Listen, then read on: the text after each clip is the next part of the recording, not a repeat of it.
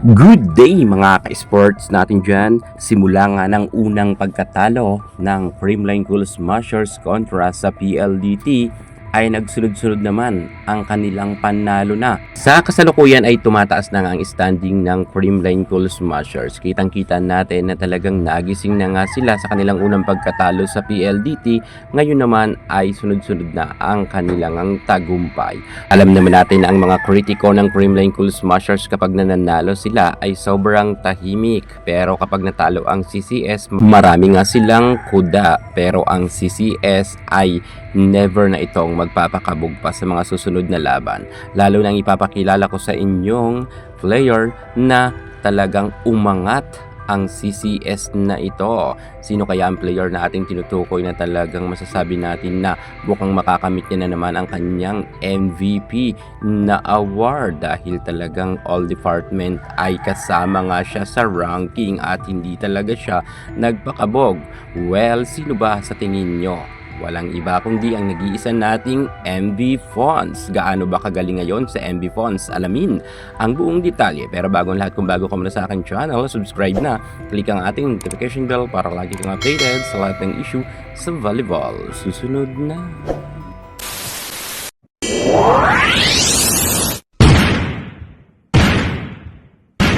Hindi naman dingid sa kaalaman natin lahat na ang Creamline Cool Smashers ay all MVP at home MVP nga tinuturing at good vibes. Pero sa kanilang mga pagkatalo ay talagang malaki nga ang naging impact sa kanila at mukhang naging sunod-sunod pa nga ang kanilang hindi magandang laro ng nakaraan conference. Pero sa kasalukuyan, dahil kumpleto na sila, wala na tayong rason pa para malaglag sa pinakamababang standing ang Creamline Cool Smashers. Ngayon ay patuloy na ngang tumataas ang standing ng CCS at natameme na nga dito ang mga kritiko ng CCS. Well, wala noon MV Fonz, pero sa kasalukuyan kitang-kita natin na ng halimaw sa MV Fonz. Paano natin nasabi? Akalain mo naman bilang best scorer ay nasa rank number 7 na itong si MV Fonz. Nakakagulat to dahil ilang games pa lang pero nakuha niya na ang number 7 na standing bilang best scorer. At look ha, si Bernadette Fonz ay hindi pa masyado umiinit yan sa loob ng court. Kapag uminit na yan, mas tataas pa ang kanyang standing. At pagdating naman sa best server, ay nakamit na naman ng ating MV Fonz. Nakasama pa rin siya sa ranking. Grabe talaga itong si Bernadette Fonz. Masasabi kong wala talaga siyang kakupas-kupas. Hindi lang best scorers yan ha, best servers pa siya mga ka-sports. Number 6 ang kanyang standing. Akalain mo napakagaling rin palang mag-serve ni MV Fonz at hindi lang basta-basta ang pag-serve ni MV Fonz. Kita natin na talagang patusok rin ang bola kapag siya ang nagsiserve.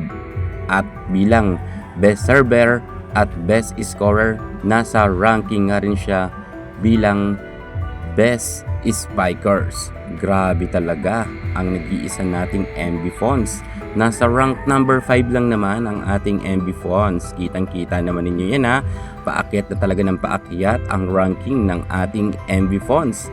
At nasa rank number 4 pa siya bilang best digger. O diba, kabugera talaga si MV Fonz kahit nga ang mga libero ay tinatalo niya pang magdig. Nasa rank number 4 yun ha. At eto pa nga ang mas matindi mga ka-sports natin dyan. Ang ating nag-iisang MV Fonz or Bernadette Fonz ay nasa rank number 1 nga siya bilang best receivers. Iba talaga ang galing ni MV Fonz. Kita naman ninyo na halos lahat ng department ay kasama nga itong si MV Fonz. Kaya't huwag kayong magugulat kung siya na naman ang magiging MVP. Karapat-dapat naman talaga yan dahil sa angkin at husay ni MV Fonz ay hindi natin matatawaran. Congratulations MV Fonz, MVP na yan. Thank you so much. God bless.